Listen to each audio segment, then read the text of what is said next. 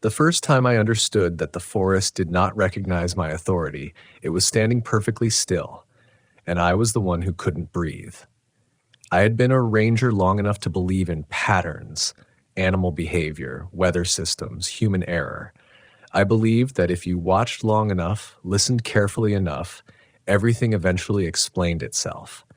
That belief had carried me through 15 years of patrols, rescues, body recoveries, and long nights spent alone with nothing but a radio hiss and the creak of timber cooling after sunset. I was 38 then, born a few miles from the boundary line of the national forest I worked in, raised by people who treated the woods the way others treat churches.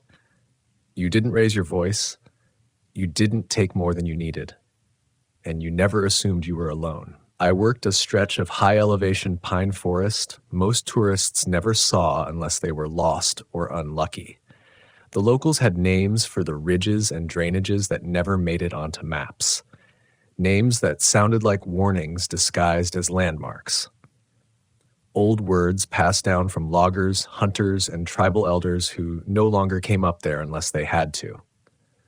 I used to smile when they'd lower their voices and tell me to be careful around certain valleys, certain caves cut into the rock like old mouths that never closed.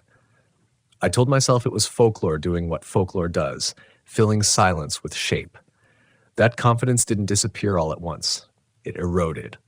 Slowly. The way frost breaks stone. The first incident was small enough that I filed it away under fatigue, a sound barely worth noting. I was alone at a remote ranger station used mostly for seasonal surveys, a squat structure of timber and stone that smelled permanently of cold iron and pine sap. Wind moved through the trees with a steady rhythm that night, not strong, just persistent enough to make the forest breathe. I was finishing paperwork when I heard a knock, not a branch, not an animal brushing the wall, a knock, 3 soft impacts, evenly spaced, coming from the door. I waited longer than I should have before responding. Training tells you to assess, not react. I listened. The wind didn't change. The forest didn't pause.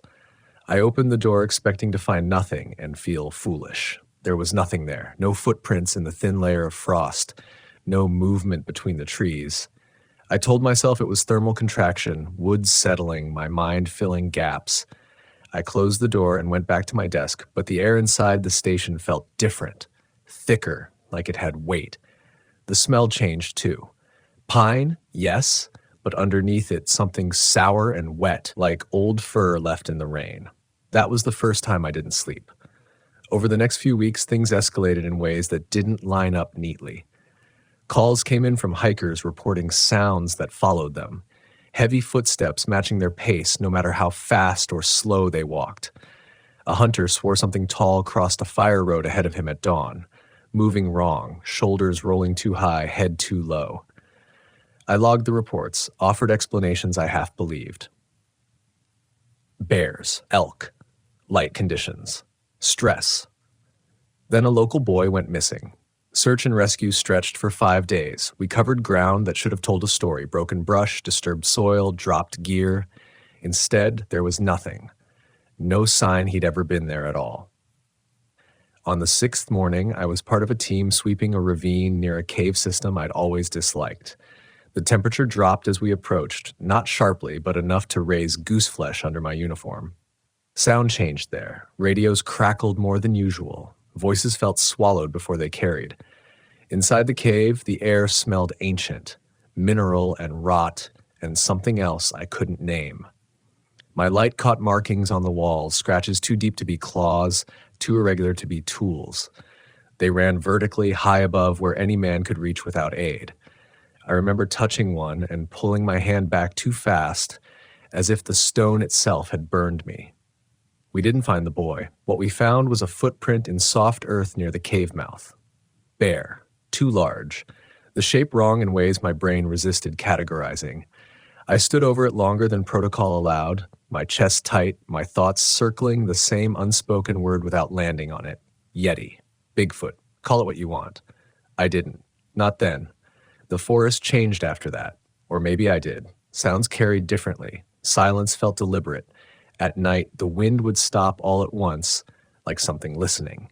Once, while patrolling a ridgeline at dusk, I heard my name spoken from downslope, my own voice used with unfamiliar cadence. Calm, inviting. I froze, heart hammering, and waited for reason to return. It didn't. I began keeping notes separate from official logs. Smells that appeared without source, temperatures that dropped in localized pockets, the feeling, constant now, that I was being observed by something patient, something that understood routines. The second knock came months later, this time on the side wall of the station, lower, heavier. One impact, a pause, another. The building shuddered slightly. I didn't answer. I sat with my back to the desk, hand on my radio, listening to my own breath rasp too loud in the small room. Outside, something moved through the needles with weight and intention. No rush, no hesitation. When it finally left, the silence felt like aftermath. I could have requested a transfer. I thought about it. Pride argued back. So did responsibility. This was my forest. These were my people. Leaving felt like betrayal, but something had shifted. I no longer walked trails assuming they would let me pass unchallenged. Every step carried doubt. Every shadow suggested depth. The last straw came during a solo patrol near the caves at first snowfall. The world was muffled, white and gray, the kind of quiet that usually calms me. Halfway down the ravine, I smelled it again. That wet animal rot layered over pine. My radio died without warning. Ahead of me, deep impressions appeared in the snow, forming one by one as if pressed by invisible weight. I didn't run. Panic wanted me to. Training held me still. Then the sound came. Not a roar, not a growl, but breath. Slow, controlled. Close enough that I felt warmth against the cold air. I remember thinking very clearly that reason had limits, and I had reached them. I don't remember how long I stood there before the pressure lifted, before the tracks stopped forming and the forest slowly exhaled again. I walked back without looking behind me. I didn't need to. I knew it was watching until the trees closed in. I'm still a ranger. I still wear the uniform. But I no longer believe the forest needs protecting from us alone. Some things in those pines predate our rules, our maps, our confidence. They don't roar or chase. They wait. And they remember when you stop listening. After that winter patrol, I stopped telling myself that survival was only about strength or preparation.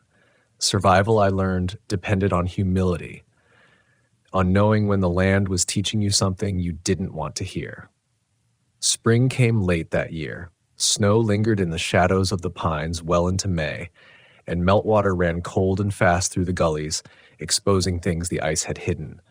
Bones surfaced along creek banks. Old campsites emerged like scars.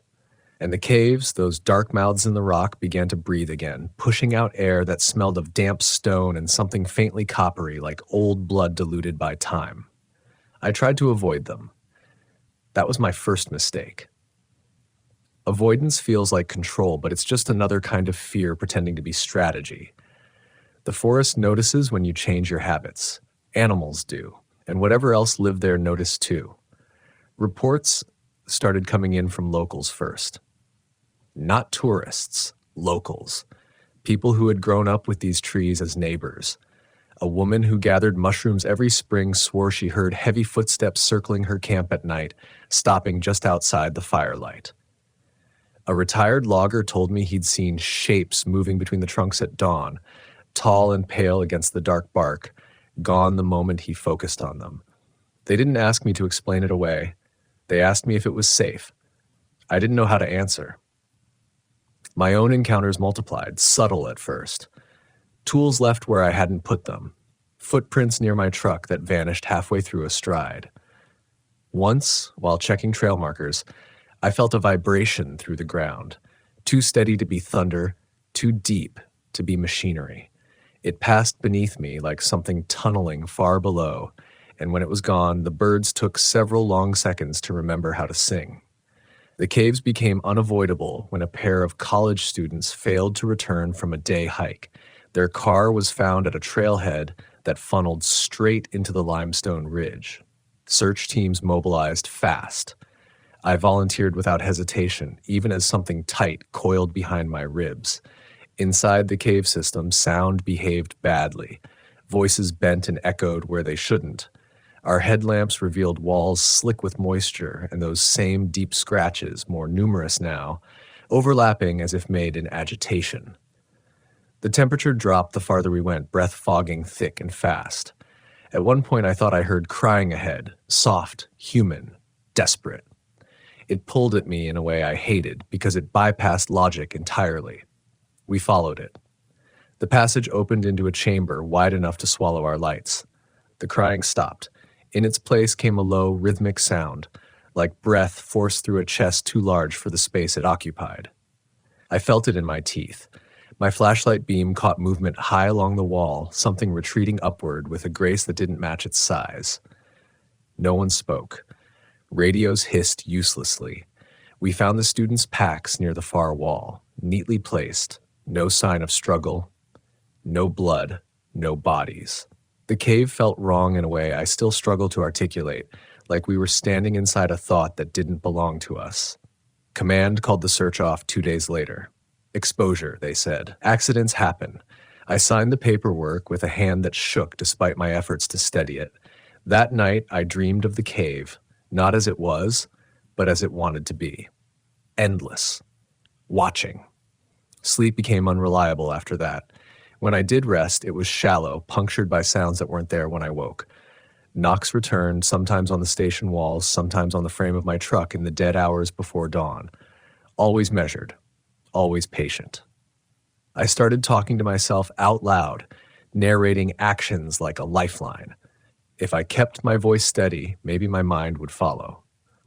One evening, during a routine patrol near a high meadow, I smelled smoke. Not campfire smoke, this was older, heavier, like something burned long ago and never quite cooled. I followed it against my better judgment, boots sinking into moss that felt spongy and warm beneath the surface. The meadow opened up suddenly, ringed by trees that leaned inward, the branches interlocking overhead. In the center stood a stone fire ring I knew hadn't been there before. The ashes inside were fresh, still warm. Around it, impressions marked the grass, circles pressed flat, as if something had sat there for a long time. I felt exposed standing in that clearing, the sky too distant, the trees too close. When the wind shifted, it carried a sound with it. Low chanting, not words exactly, but rhythm. It seemed to come from everywhere and nowhere, vibrating through the ground into my legs. I backed away slowly. That's when I heard it behind me. A footstep. Not hidden, not cautious. One deliberate placement of weight, close enough that I felt the air move. I didn't turn. Every instinct screamed that seeing it would cost me something I couldn't afford to lose. Instead, I focused on breathing, on keeping my body from bolting. The chanting grew louder, then stopped all at once. Silence crashed down hard. When I finally reached my truck, my hands were numb. I sat there for a long time before starting the engine, watching the tree line in the rearview mirror. I don't know what I expected to see. I'm grateful I didn't. I filed a report that night, vague enough to pass scrutiny, detailed enough to warn anyone who knew how to read between the lines. I stopped laughing at folklore, stopped dismissing old stories as comfort narratives. They weren't meant to comfort. They were meant to instruct. The forest was not hostile, I realized. It was selective. It tested boundaries the way deep water tests swimmers. And I had spent years believing I understood its depth because I'd never drowned. That illusion shattered the night I heard my name again, this time spoken from inside the station, behind me, in a voice that matched my own perfectly, down to the slight rasp from too many cold mornings, breathing pine air. I didn't answer.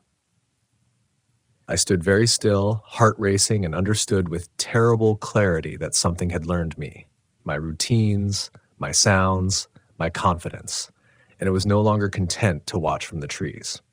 I stayed frozen long after the voice stopped, long enough for the quiet to rearrange itself around me. The station felt smaller then, like the walls had shifted inward when I wasn't looking. The overhead light buzzed faintly, its hum too steady, too close to the cadence of breathing. I forced myself to turn, slow and deliberate, already knowing what I would find. Nothing. No one standing behind me. No shape in the corner, just the open room. The The same desk scarred by years of paperwork, the same map on the wall with its familiar creases. Relief should have come. It didn't. What settled into my chest instead was something heavier, certainty. Whatever was out there no longer needed proximity to unsettle me. It had crossed a line I hadn't known existed. From that night on, the forest followed me even when I wasn't in it. At home, miles from the boundary line, I woke to the smell of damp pine in my bedroom. I'd find fine grit on my boots after days I hadn't worn them. Once, brushing my teeth, I caught movement in the mirror behind me, a tall shadow passing the doorway too smoothly to be a trick of light. I stopped trusting my own senses, then swung hard the other way and trusted them too much. Every sound carried weight. Every silence felt intentional. I requested time off. Officially, it was accumulated leave. Unofficially, it was retreat. I drove south, away from the pines, toward lower country where the trees grew sparse and the land opened up. For a few days, it worked. My shoulders loosened, sleep came easier, the air smelled like dust instead of rot. I told myself distance mattered. On the fourth night, I dreamed of the cave again. This time I was standing at its mouth, daylight behind me, darkness ahead. I could feel something waiting inside, not moving, not breathing, just present in a way that bent the air. When I tried to step back, the ground resisted, sticky and soft like moss over muscle. A voice came from the dark, not mine, not quite human, asking me why I'd left. I woke with my heart pounding and the unmistakable impression that the dream had not been entirely my own. I cut my leave short. Returning to the forest felt less like going back to work and more like answering a summons. The station greeted me with the same quiet patience it always had, but I noticed details I'd ignored before. The way the trees closest to the clearing leaned subtly inward, the absence of small animals, the fact that my radio crackled even when turned off, a faint whisper of static like distant rain. The final incident began with a call I couldn't ignore. A lone hiker had made contact just long enough to give coordinates before the signal cut out. His voice had been strained, breathless, edged with something like awe. He said he'd found something in the woods that shouldn't be there. When I asked him to clarify, the line went dead. The coordinates pointed straight toward the cave system. Protocol demanded backup. Reality demanded speed. I told myself I was choosing efficiency, not recklessness, as I headed out alone. The forest felt different that day, expectant. The air pressed against my skin, warm despite the season, carrying that now familiar scent of wet fur and old stone. With every step, my sense of direction wavered, trails bending subtly off course, landmarks shifting just enough to keep me guessing. I reached the cave entrance as dusk bled into night. The opening yawned wider than I remembered, edges slick with moisture that reflected my headlamp like a wet eye. Inside, the darkness felt layered, thick enough to wade through. I called out, my voice swallowed almost immediately. No echo, no reply. Deeper in, the ground sloped downward, and the temperature dropped fast. My breath came shallow, fogging the beam of my light.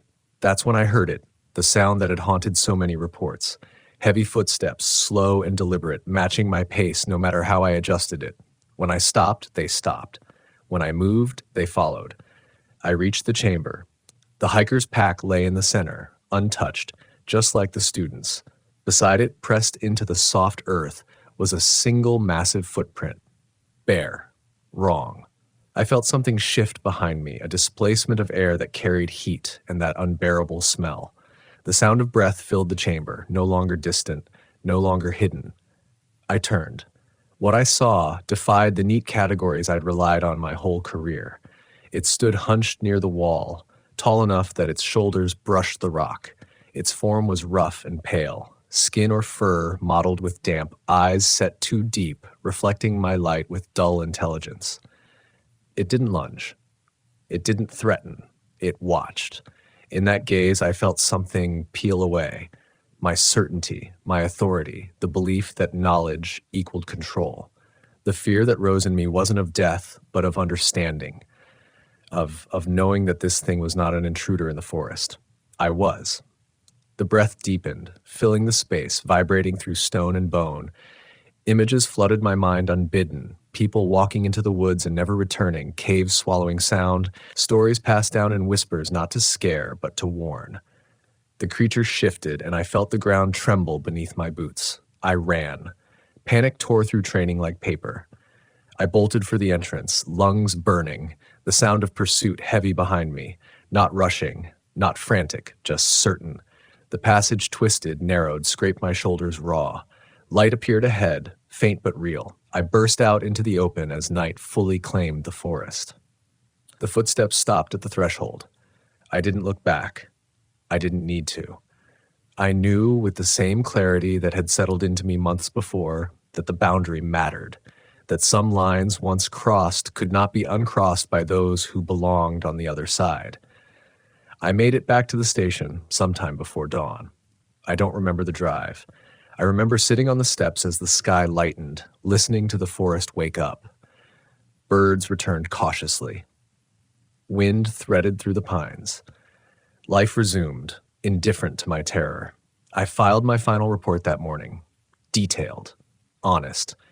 It disappeared into the system, flagged, reviewed, and quietly buried.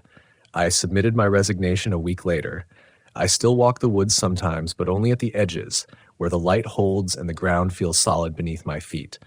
I tell people what I can. I choose my words carefully. I talk about respect, about listening, about knowing when to turn back. The locals still whisper about spirits in the pines, about caves that keep what they're I listen now. Because I know the difference between myth and memory. The forest doesn't hate us. It doesn't love us either. It simply waits. Waiting, I learned, is not passive. It is an action stretched across years, patient and exacting. Long after I left the uniform hanging untouched in the back of my closet, long after my name stopped coming over the radio, the forest continued its work inside me. I moved closer to town, took a job that kept me indoors, surrounded by walls and predictable sounds. On paper, it looked like recovery. In reality, it was exile. The quiet there was different, thin, artificial, broken by engines and voices and schedules.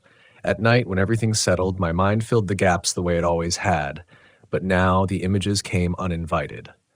Pines leaning inward, stones slick with breath, a presence that did not hurry because it never needed to. I told myself the fear would fade with time. Some of it did. The sharp edges dulled. The panic softened into something more manageable. But what replaced it was heavier, responsibility. Because once you've seen the boundary clearly, you can't pretend it isn't there. And once you understand what lives beyond it, silence becomes a choice, not a default. People still came to me quietly. Former co-workers, locals who knew my history. They never asked directly. They didn't need to. They would sit across from me, hands wrapped tight around mugs gone cold, and talk about sounds they couldn't explain, about trails that looped when they shouldn't, about caves that felt fuller when empty. I listened. I never interrupted. And when they finished, I told them the truth I could safely offer. The forest has rules older than us. You don't need to understand them to follow them, but you do need to respect them. One man, a younger ranger just starting out, asked me once what the hardest part of the job really was. He expected stories about weather, about rescues gone wrong, about long hours and isolation. I told him it was knowing when you are no longer the one in control. When the land stops responding to your authority and starts responding to your attention instead. He laughed then, uneasy, unsure whether I was joking. I didn't correct him. Every so often I drive the long way home, skirting the edge of the forest without entering it. From the road, the trees look harmless enough, dark silhouettes against the sky, unmoving, familiar. But I know better now than to judge by distance. The forest doesn't end where the pavement begins. It carries itself with you, settles into memory, waits for the moment you forget why caution matters. I still dream of the caves. Not every night, not even often, but when I do, they are never empty. Sometimes I'm standing at the entrance again, feeling that pull, that invitation disguised as curiosity. Sometimes I'm deeper inside, light failing, breath echoing too loud. And sometimes, worst of all, I'm outside, looking in, knowing exactly what waits and understanding that one day, if I'm careless enough, tired enough, I might step forward anyway. That is the lesson the forest taught me, and it is not one I share lightly. Fear, real fear, is not hysteria. It is information. It sharpens you. It reminds you that the world is larger than your explanations, older than your systems. The mistake is not feeling it. The mistake is ignoring what it's trying to tell you. The locals still whisper because whispers travel farther in places where sound matters. They whisper about spirits in the pines, about guardians and hunters, about things that walk upright where they shouldn't. Some of those stories are distorted by time, layered with metaphor and superstition, but at their core is something solid: memory. Collective, inherited, earned the hard way. I add my silence to those whispers now, not because I'm afraid to speak, but because some truths survive better when handled gently. The forest doesn't need believers. It needs witnesses who know when to step back. If you ever find yourself deep among the pines where the air grows heavy and the quiet feels deliberate, listen carefully. Pay attention to what your instincts are doing before your mind catches up. If something feels wrong, it probably is. Turn back while the path still remembers you, because the forest is not empty. And it does not forget. There is one last thing I haven't said out loud. Not to anyone who sat across from me with a cup gone cold, not to the young ranger who laughed because he wasn't ready yet, not even to myself until years had passed and the memory lost its sharpest edges. The forest did not drive me out. That distinction matters. I wasn't chased away. I wasn't broken. I wasn't defeated in any clean, dramatic sense. What happened was quieter and far more enduring. I was measured the way the land measures everything that enters it, and I was found wanting, not in courage, not in skill, but in permanence. I was temporary, a visitor who had mistaken longevity for belonging. That realization came to me on an ordinary afternoon, long after the fear had settled into something almost manageable. I was hiking a low ridge near town, a place where the trees thinned and the ground stayed dry. Sunlight filtered through leaves instead of needles. The trail was well used, predictable, safe, and yet for a moment, just a moment, the wind shifted, and I caught that familiar scent. Damp pine, old stone, something animal beneath it. My body reacted before my mind did. Muscles tensed, breath shortened, heart rate spiked. Then it passed, leaving nothing behind but the echo of a response that had once kept me alive. I stood there, hand resting against a tree that was younger than most scars I'd seen, and I understood something that finally put the fear in its proper place. What I encountered in those woods was not evil. It was not a monster waiting to be named, cataloged, or conquered. It did not exist to test me or torment me, or teach me a lesson in any narrative sense that would make the experience neat or satisfying. It existed because the forest allows what serves it to remain. And whatever that presence was, whatever walks upright in places we assume are empty, it belonged in a way I never could. That is what frightened me most in the end. Not the size, not the strength, not even the intelligence I saw reflected in those deep-set eyes. It was the certainty, the patience, the complete lack of urgency. I ran because my life depended on it. It waited because time meant nothing. We like to believe the wilderness is dangerous because it is unpredictable. Storms, animals, terrain, these are risks we can calculate, mitigate, insure against.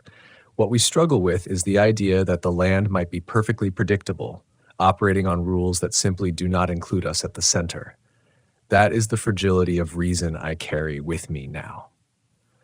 Reason is a tool, not a shield.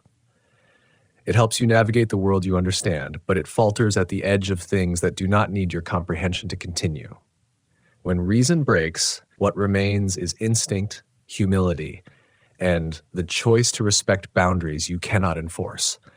I still believe in protection. I still believe in stewardship. I still believe the forests deserve defenders who care deeply and act responsibly. But I no longer believe that authority comes from uniforms, radios, or years logged on a trail. Authority in the wild is granted moment by moment, and it can be revoked without warning. If these words reach someone who loves the woods, the quiet, the isolation, the feeling of standing somewhere untouched, then hear this without embellishment or drama. You are not wrong to feel awe. You are not foolish to feel fear. Those emotions exist because your mind recognizes scale, age, and presence before your language does. Listen to that. Respect does not mean retreating from the wilderness. It means entering it honestly, without the assumption that everything you encounter is there for you. Some paths are not invitations. Some caves are not shelters. Some silences are not empty. The locals still whisper because whispers acknowledge that not everything is ours to declare aloud. I add my voice to them now, not as a warning meant to scare, but as a reminder meant to ground. There are spirits in the pines, not ghosts, not myths, but memories made flesh and instinct made form. They are the sum of everything that has walked those forests long before us and will continue long after our names fade from maps and records. I was a ranger once, a protector, a guide, a believer in systems and sense. I am something else now, a witness who learned when to step back, when to leave a place undisturbed, and when silence is the most respectful response. The forest is still there. It always will be. And if you walk among the pines someday and feel watched, not hunted, not threatened, just seen, understand that this too is part of belonging. Not everything that notices you intends you harm, but everything that notices you deserves your respect. That understanding is what I live with now.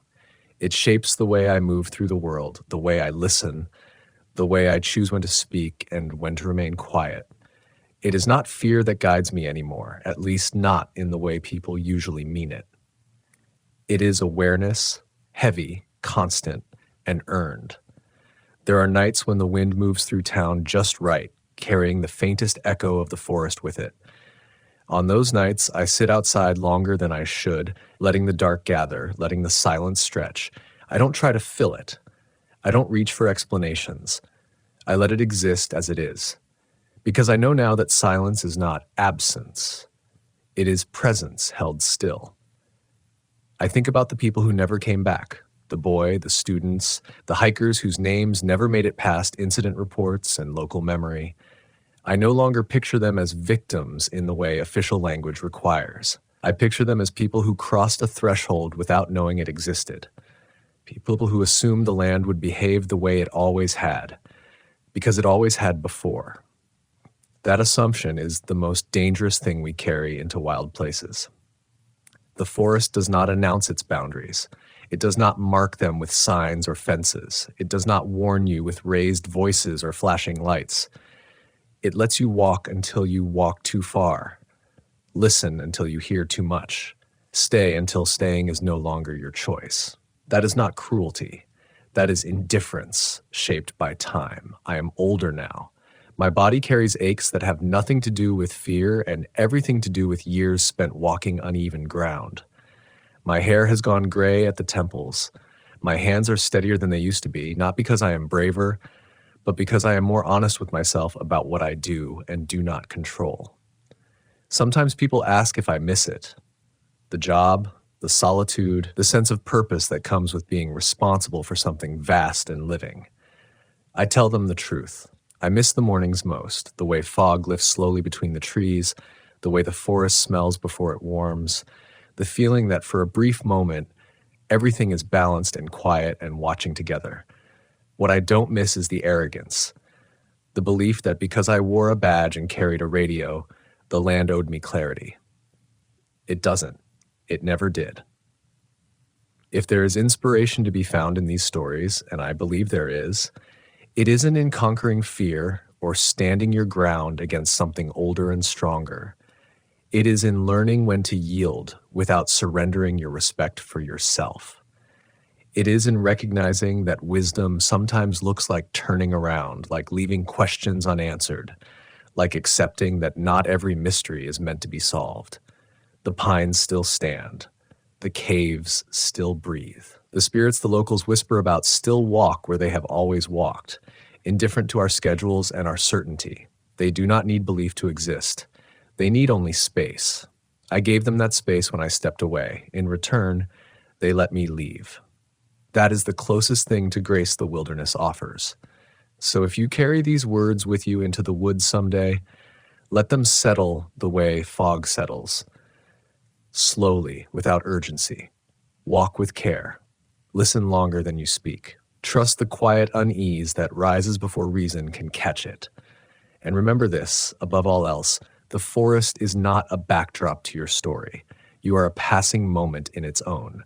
When you understand that, truly understand it, you will know how to survive not just the woods, but yourself. The first time I understood that the forest could watch you back, it wasn't during a storm or an emergency call or some dramatic rescue. It was on a calm morning when the light filtered too gently through the pines, and the silence felt deliberate, as if something had decided to stop breathing the moment I arrived. I was 38 years old then, old enough to trust my experience and young enough to still believe that knowledge could protect me. I had been a forest ranger for over a decade, stationed in a national forest that most people only knew as a green blur from the highway or a name on a trailhead sign. To the locals, though, it was something else entirely. They spoke about it the way people talk about family members who drink too much, fondly, carefully, never directly. They didn't warn you away. They just shook their heads and said things like, "The pines remember," or "Don't answer if you hear someone calling." I told myself that was folklore, campfire language, a way to explain away missing livestock, strange sounds, the occasional hiker who wandered off trail and never quite came back the same. My job was to protect the forest and the people in it, and that required a steady hand and a rational mind. Fear, I believed, was something you managed, like wildfire or flood risk. You acknowledged it, mapped it, controlled it. That belief lasted until the cave. The cave wasn't marked on any official map. It existed in a fold of terrain that satellite imagery smoothed over and boots rarely reached. I found it by accident during a late-season patrol, following a report from a local logger who claimed he'd heard voices echoing out of the hillside long after his crew had gone home. He laughed when he said it, but his hands shook when he passed me the coordinates. I remember the smell first, cold stone and wet earth, sharp and metallic, like rain trapped underground for decades. The entrance was half hidden by roots and scree, breathing out air that felt colder than it should have been for early autumn. As I stood there, radio crackling uselessly at my hip, I felt a pressure behind my eyes, the way you do when a storm is building but the sky is still blue. I told myself it was nothing. Temperature inversion, old mines sometimes made sounds, wind through rock could do strange things. I logged the location, snapped a few photos, and told myself I'd bring a survey team back later. That night, I dreamed of knocking, not on a door, but on the inside of my skull. A slow, patient rhythm. 3 taps, a pause, 3 more. When I woke, my jaw ached as if I'd been grinding my teeth, and for a moment, just a moment, I was certain someone was standing just beyond the cabin wall, listening. That was the beginning. After that, the forest started changing, not in ways I could point to on a report, but in how it felt to move through it. Sounds carried differently. A snapped twig echoed too long. Bird song cut off mid-note, leaving a vacuum that pressed against my ears. Once, while checking a remote trail camera, I heard my name spoken clearly behind me. The voice sounded like mine, only older, worn thin. I didn't turn around. Denial is a powerful thing. It kept me functional. I told myself stress was getting to me, that too many seasons alone had sharpened my imagination. I doubled my patrols, stuck to protocol, avoided the cave. For a while, that worked. The knocks stopped. The voices faded into the general murmur of wind and wildlife. Then came the footprints. They appeared after the first snowfall, deep impressions crossing a fire road that hadn't seen traffic in weeks. They were too large to be human, too evenly spaced to be a bear. Each print sank straight down, as if whatever made them carried its weight differently, like it understood the ground in a way we don't. I crouched there for a long time, fingers numbing through my gloves. tracing the edges and telling myself not to jump to conclusions. Locals called it the tall walker. Some said it was a spirit. Others said it was something older than the trees themselves, driven up into the mountains when people started building roads. I'd smiled politely when they talked.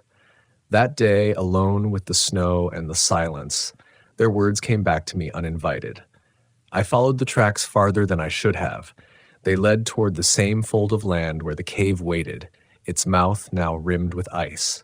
As I walked, the temperature dropped fast, breath crystallizing in front of my face. The forest seemed to lean in, trunks closer together, branches creaking overhead like joints being stretched. Halfway there, I heard the knocking again. Not in my head this time, but in the world. 3 dull thuds echoing from underground. The sound carried up through my boots, a vibration I felt in my bones more than my ears. Fear arrived then, clean and sharp. Not panic yet, just the clear understanding that I was outmatched. I stopped, logged my position, told myself I'd done enough. Turning back felt like tearing something loose inside my chest. But I did it. I walked away from the cave, away from the tracks, away from whatever had started tapping back when I first found that hidden mouth in the hillside. That night, the radio turned on by itself. Static, then a voice, distorted, stretched thin by interference. It wasn't calling for help. It was repeating my patrol number over and over like it was learning how to speak.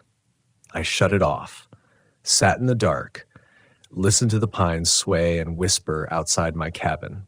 By then, I understood something I hadn't before. The forest didn't need me to believe in it. It would go on breathing, watching, remembering whether I was ready or not. And somewhere beneath the roots and stone, something was listening for me to make the next mistake. I didn't report the radio incident. I told myself there was no language for it that wouldn't make me sound unstable, and instability is the one thing you're never allowed to show in this job. You're the calm center, the one people trust when the trail disappears or the weather turns. So I unplugged the radio, pulled the batteries, and wrapped it in a towel like you do with something fragile and dangerous at the same time. Sleep stopped coming naturally after that. When it did come, it brought the forest with it. I dreamed of walking patrol routes I knew by heart, only to find them subtly wrong. Trees shifted a few feet closer together, trail markers turned backward, the smell of pine replaced by something sour and animal, like fur left too long in the rain. In those dreams, I was always aware of something pacing me just out of sight, matching my steps, patient. The next incident happened with people involved, which made it harder to dismiss. A couple from out of state went missing for less than 12 hours, but those were enough. They'd set up camp near a creek not far from the cave's drainage basin, something I noticed too late. When we found them, they were huddled together in their tent in broad daylight, dehydrated, shaking, eyes glassy with shock. No injuries, no signs of struggle, just fear, raw and unfiltered. They told me they'd heard knocking during the night, not on the tent fabric, but beneath them, from the ground. A slow, methodical pounding that moved in a circle like something walking around the campsite underground, testing the earth. They said it stopped whenever they spoke, then started again when they tried to sleep. By morning, the forest was silent, and when they stepped outside, they couldn't recognize the landscape anymore. Trails didn't line up. The creek flowed the wrong direction. I led them out without comment, my hand never leaving the grip of my tool, though I didn't know what I planned to do with it. As we walked, I felt that same pressure behind my eyes, that sense of being observed, not hunted, not threatened, just watched, as if we were part of a lesson being demonstrated. After they were safe, I sat in my truck for a long time, engine idling, staring at the tree line.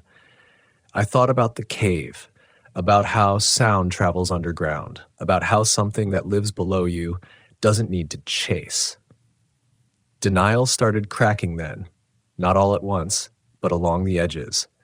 I began carrying old topo maps alongside the new ones, the kind drawn before satellites flattened everything into clean lines.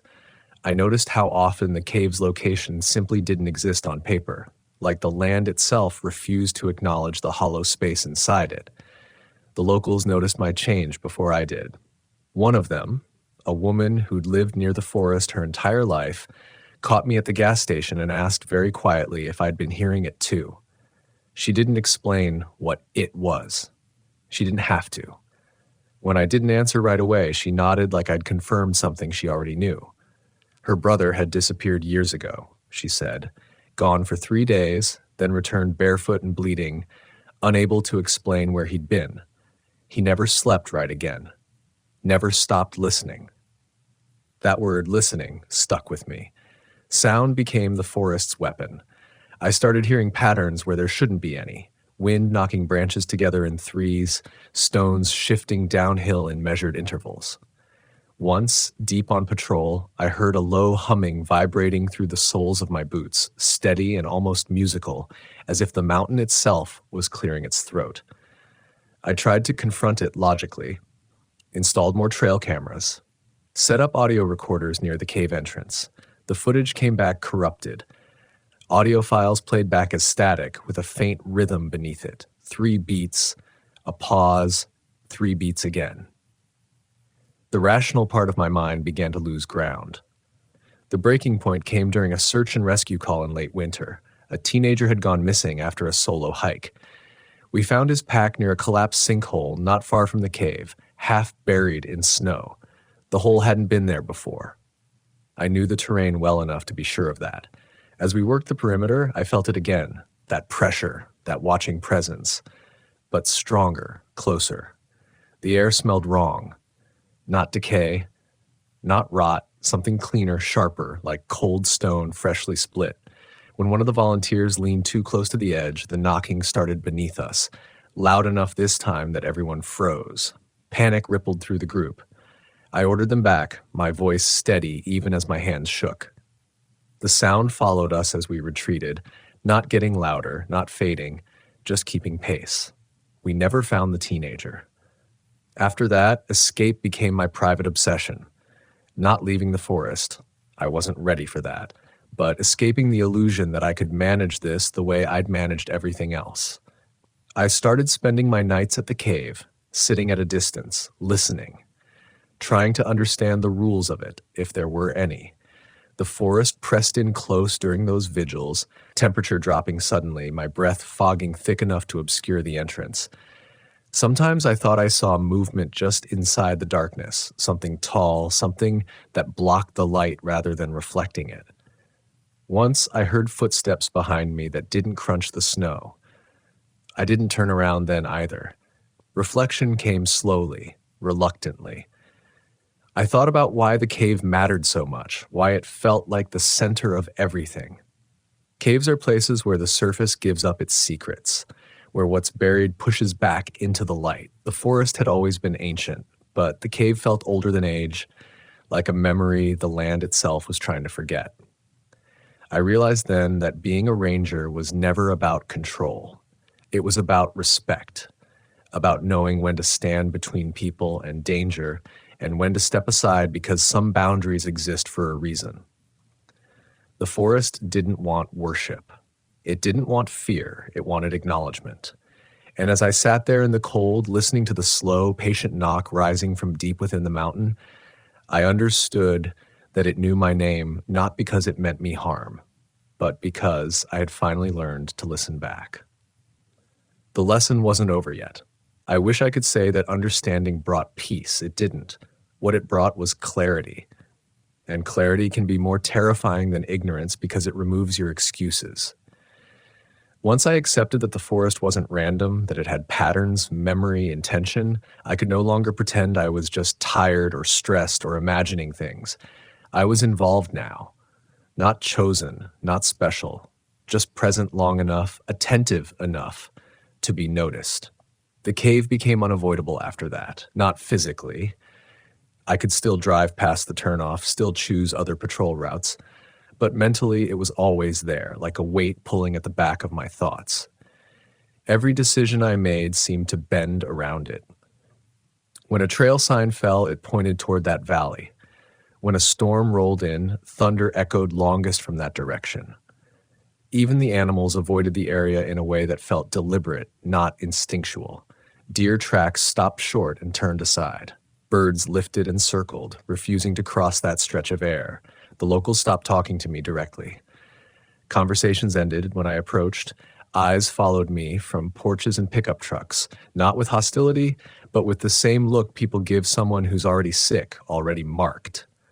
One old man finally said it out loud when he caught me refueling late one evening. "You went too deep," he said, not unkindly. "Didn't mean down there. Meant in your head." I wanted to argue, to tell him he was projecting fear onto coincidence. But the words wouldn't come, because part of me knew he was right. The forest wasn't pressing anymore. It was waiting. The next escalation didn't come with sound. It came with cold, a cold that wasn't weather. I've worked winters that split rock and summers that baked the life out of you, but this was different. It moved against the wind, slid along my skin like a living thing. It started one morning on patrol, a numbness creeping up my boots despite dry socks and insulated soles. The temperature gauge in my truck read normal, my breath fogged anyway. As I walked, the forest seemed to recede, not visually. Everything looked the same, but acoustically. Sound died close to me, as if I were wrapped in thick fabric. My own footsteps were dull, distant. When I stopped, the silence pressed in so hard my ears rang. That's when I felt it brush past me. Not a strike, not an attack, just contact. Like passing someone in a narrow hallway and feeling their sleeve graze your arm. The cold spiked, sharp enough to steal my breath, and for a split second I smelled wet stone and something musky beneath it, something alive and old. Panic finally broke through then. Real panic. The kind that strips training away and leaves only instinct. I ran. Not blindly, but fast enough that branches whipped my face and my lungs burned. Behind me, nothing chased. That was worse. The cold followed at a measured pace, never closing the distance, never falling back. When I reached the truck, my hands shook so badly I dropped the keys twice. The engine turned over, heat blasting my frozen fingers, but the cold lingered, clinging to my legs until I was miles away. I sat on the side of the road afterward, heart hammering, and laughed, short, hysterical bursts, because if I didn't, I might scream. Escape had worked, technically. I was alive. But something had shifted. The forest had crossed from observation into contact. That night, I dreamed of the cave opening wider. In the dream, it wasn't a hole in the ground, but a mouth, stone lips pulled back to reveal darkness that went on too long. Inside, something stood upright, its shape suggested rather than seen, tall enough that its head brushed the ceiling. It didn't move, it just listened. And I understood, in that dream logic that feels truer than waking thought, that it had always been there, and that the forest grew around it the way skin grows around bone. When I woke, my cabin was cold, not winter cold, underground cold. My breath fogged. Frost traced the inside of the windows in branching patterns that looked too intentional, too symmetrical. In the quiet, I heard the knocking again, faint but unmistakable, coming not from outside but from below the floorboards. I didn't sleep after that. The final incident, the one that ended my career, though not officially, came with another ranger involved. Younger, confident, the kind I used to be. He laughed off the locals' warnings, rolled his eyes at my insistence on avoiding certain areas. I didn't tell him everything. I told myself I was protecting him. The truth is, I was afraid that saying it out loud would make it real for him too. We were checking a reported landslide near the cave's ridge when the ground gave way beneath his feet. He didn't fall far, but the sound of it, rock tearing loose, earth collapsing, triggered something immediate and violent. The knocking erupted from below, louder than I'd ever heard it, a rapid pounding that shook the slope. He froze, eyes wide, staring at the ground like it had betrayed him. "Do you hear that?" he asked. I didn't answer. I grabbed his arm and pulled. The cold surged up through the earth, frosting the edges of the broken ground. For a moment, just a moment, I saw something move in the exposed stone, a silhouette that didn't belong to shadow or light. We ran. Behind us, the sound didn't follow. It stayed where it was, deep and furious, like we'd crossed some invisible line. When we stopped miles away gasping, the forest returned to normal. Birds sang, wind moved through the pines. It was over. For him.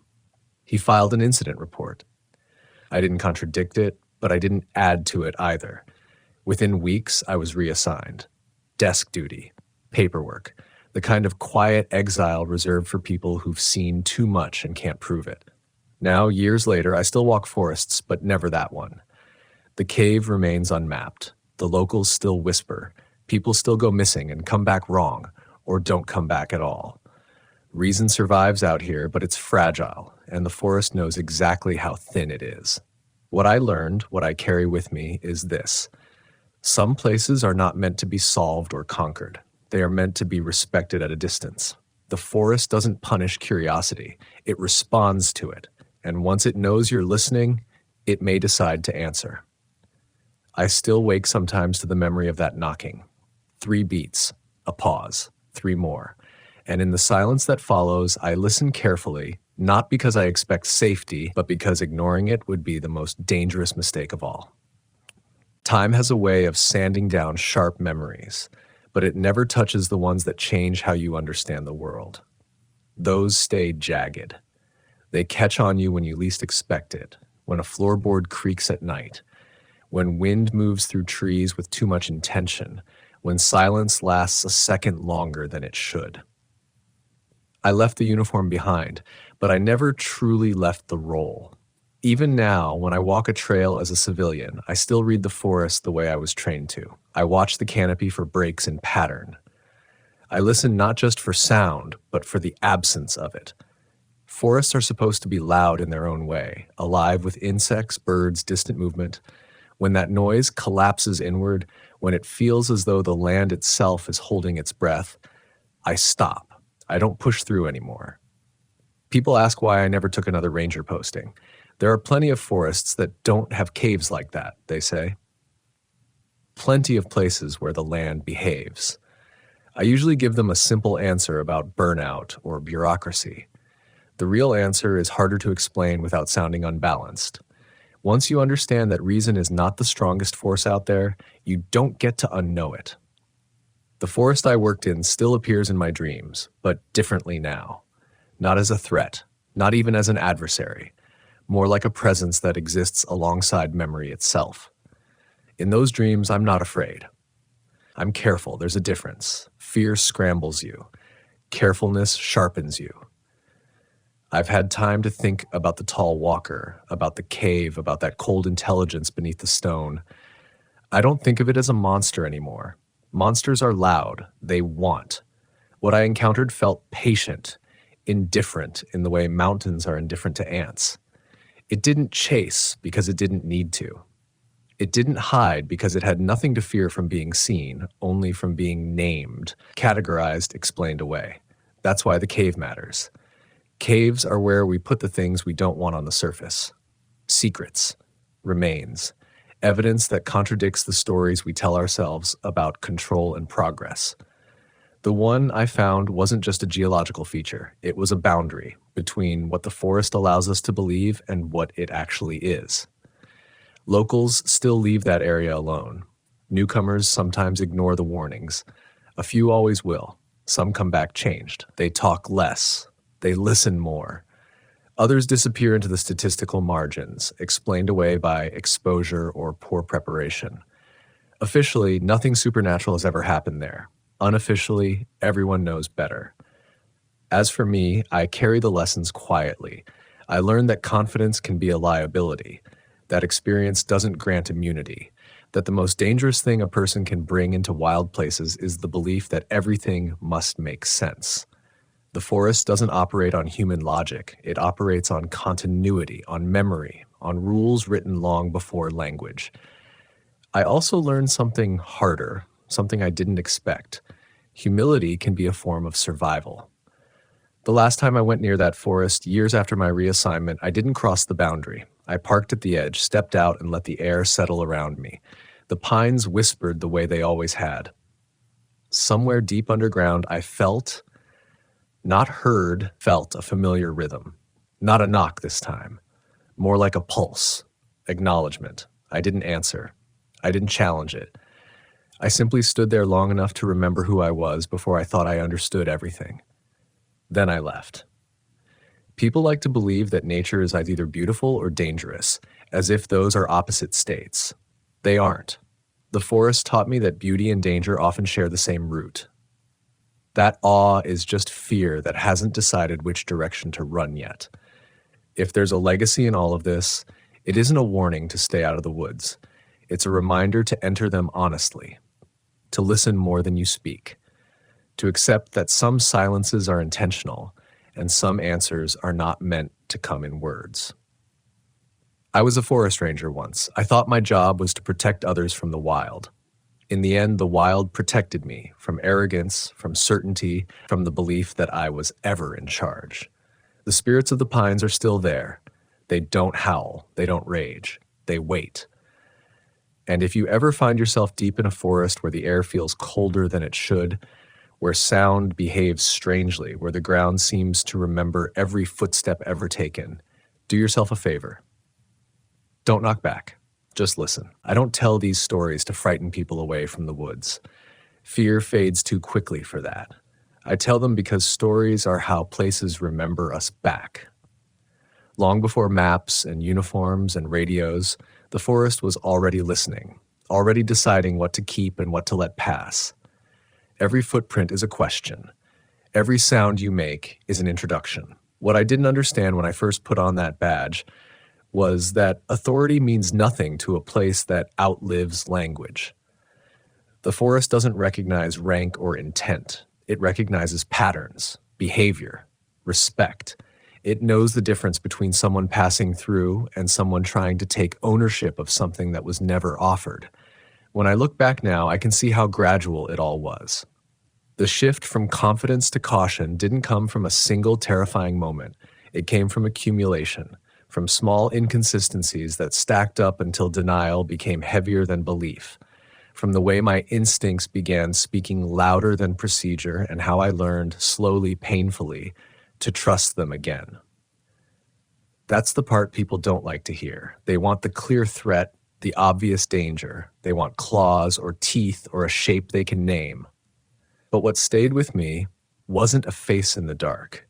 It was the realization that I had been heard long before I realized I was being listened to. That the forest had adjusted around me, not aggressively, but attentively, the way something ancient notices a new pressure on an old wound. The cave was never about what lived inside it. It was about what it represented.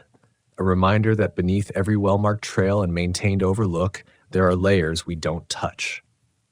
Layers we pretend don't exist because acknowledging them would mean admitting how thin the surface really is, how easily it can give way. I think about the people who vanished, the ones who came back altered, the ones who never came back at all. I don't imagine them lost anymore. I imagine them crossing a line they didn't know was there, responding to something subtle, a sound, a feeling, a pull they couldn't explain. Curiosity isn't a flaw. It's human.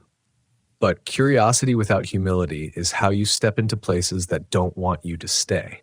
The forest didn't punish me. It corrected me. It stripped away the illusion that I was separate from it, that I stood above it as a steward rather than within it as a temporary guest. Once that illusion broke, everything else followed naturally. The reassignment, the silence, the long nights replaying moments where I could have turned back sooner. And yet, I'm still here. That matters.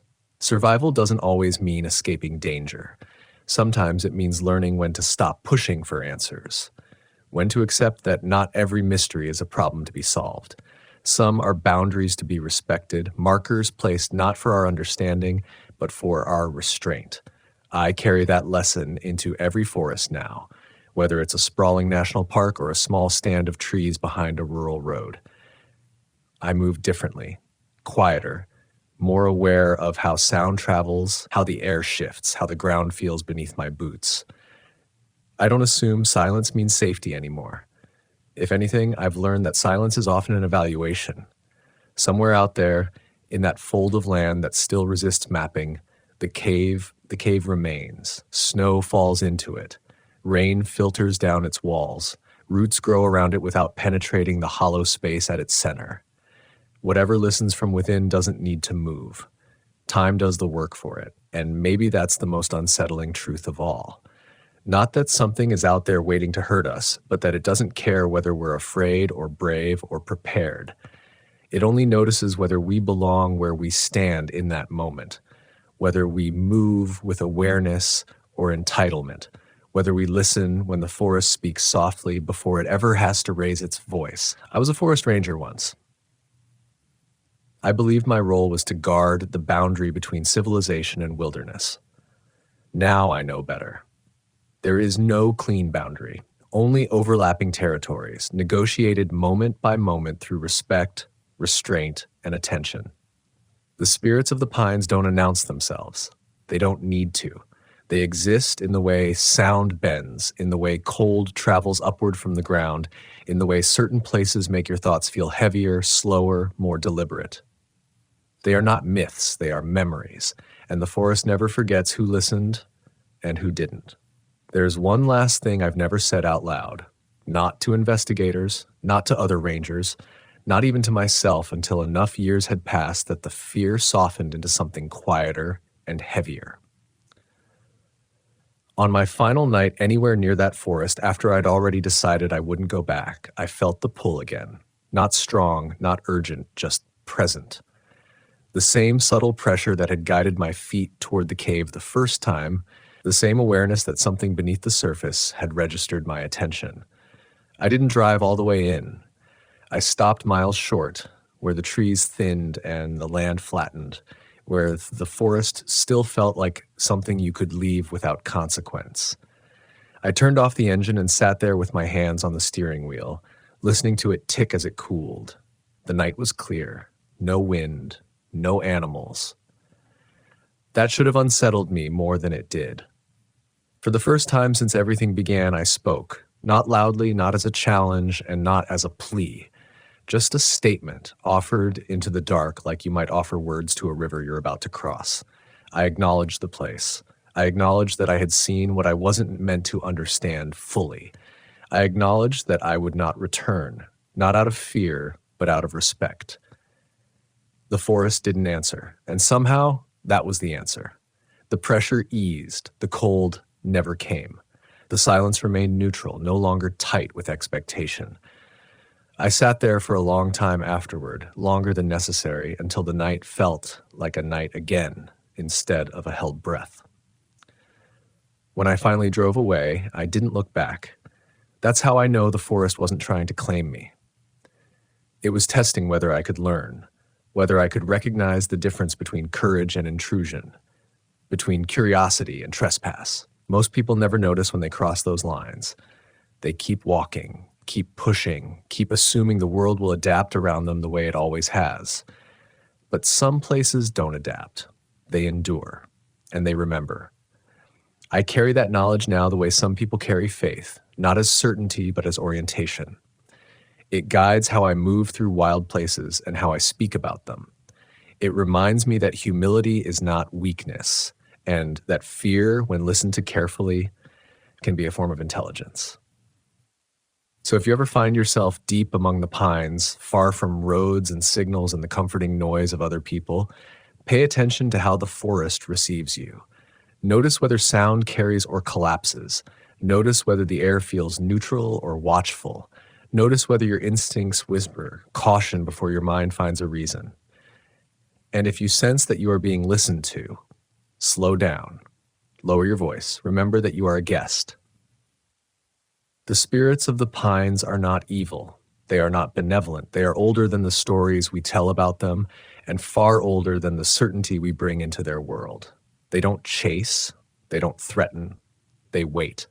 And the ones who leave with their sense of self intact are the ones who learn to wait back, to listen, to acknowledge, and to walk away before the forest ever has to remind them where they stand. I've lived a quieter life since then, intentional quiet, the kind that comes from knowing that noise, literal or emotional, draws attention. I still love the woods. That never left me. But my relationship to them changed in a way that's hard to explain to people who haven't felt a landscape look back at them. When I hike now, I don't wear headphones. I don't rush. I stop when the air shifts.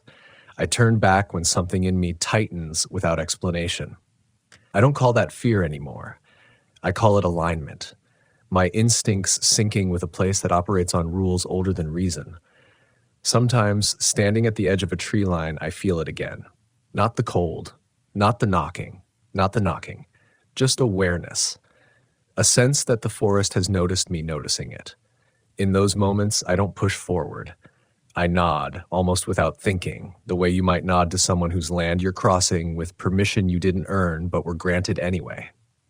I think about the ranger I used to be, the confidence, the certainty, the belief that every problem had a solution if you gathered enough data. That version of me isn't gone. He's just quieter now. He understands that survival isn't always about strength or speed or knowledge. Sometimes it's about restraint, about recognizing when the bravest thing you can do is step back and let a place keep its secrets. The cave still exists. I know that. Not because I've checked, but because places like that don't vanish just because we stop paying attention. They settle, they wait. They become stories locals whisper, warnings passed down without details, instincts encoded into the way people glance at certain ridgelines and choose different paths without knowing why. That's how the forest protects itself. And maybe that's the final lesson it offered me. Not horror, not trauma, but perspective. A reminder that the world is wider, deeper, and far less concerned with our understanding than we like to believe. That awe and terror are often separated by nothing more than attitude. I was a forest ranger once. I thought my duty was to stand guard at the edge of the unknown. Now I know better. My duty, our duty, is to approach the unknown with humility, to listen before we act, and to leave some doors unopened, not because we're afraid of what's inside, but because we respect what was there long before we arrived. The spirits of the pines don't need belief, they don't need offerings, they don't need fear, and they only need us to remember that we are temporary and to act accordingly.